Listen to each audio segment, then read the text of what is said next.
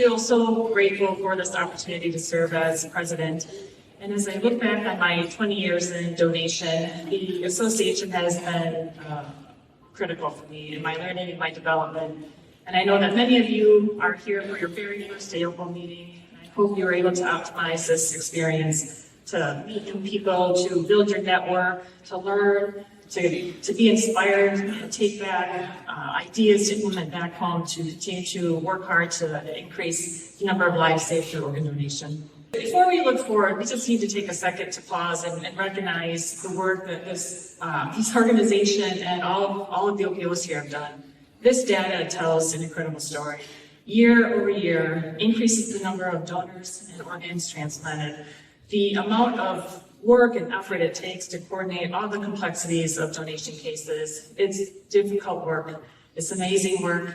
And you just kind of think and step back and think about all the hours you've spent shepherding families through the darkest moments of their lives, all the time and energy you put to navigating through hospitals that are crunched on resources, navigating all the transplant center demands, working in our community to continue to build trust and donation, and navigating our regulatory changes. Despite of all those headwinds, this is what we've achieved. Year over year, more people are touched through donation and transplantation. And this work takes passion and it takes grit. And these numbers tell a wonderful story of the incredible talent and dedication all of you have to our young families. I also want to recognize all of the committee members. We have 9 committee members that consist of 111 people. So that gives us incredible representation and diversity of thought. And these committees have given us structure and governance to move our initiatives forward. The unity and the collaboration has been impressive. And we have strength when we work together, when we share knowledge, when we support each other through our mission. Some of the accomplishments that our committees have accomplished, I'll name just a few of them. Our DEI committee completed our assessment report, and that complements and builds off of the DEI work that all of you are doing within your organization. Our data committee, we have our data warehouse, and we're collecting our union data. That gives us tremendous opportunity for future benchmarking and making improvements to the system. Our advocacy committee, very busy committee, responding to public comment and shaping how we want to influence our legislators as well. So the work that committee has done, so impressive. We've also been able to navigate through the UDDA changes as we monitor and watch that as well.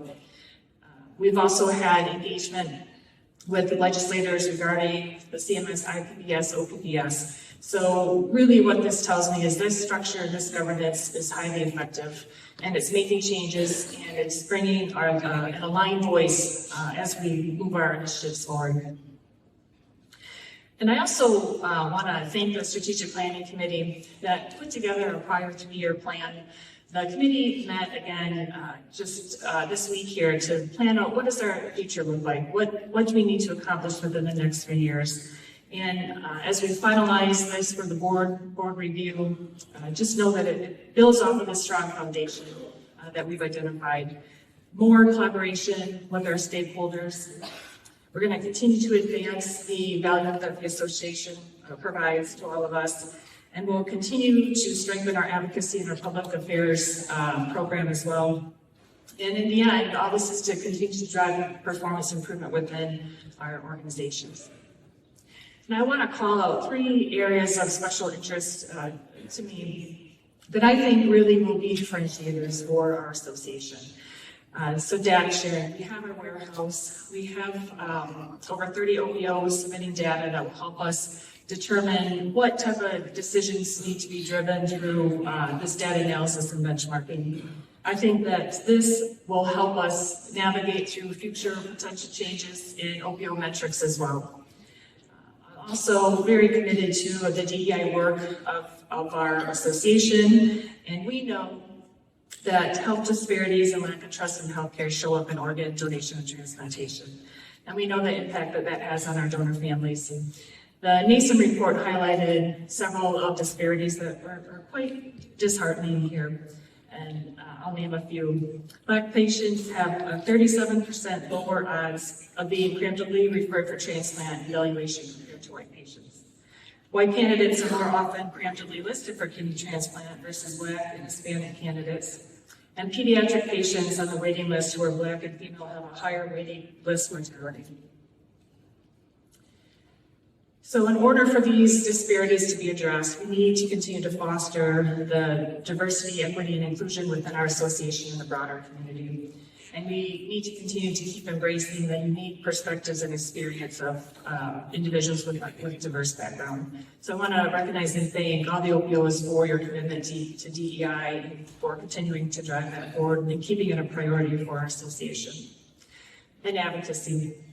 Advocacy plays a critical role in ensuring that policies and regulations support the needs of our OPOs and the patients that we serve.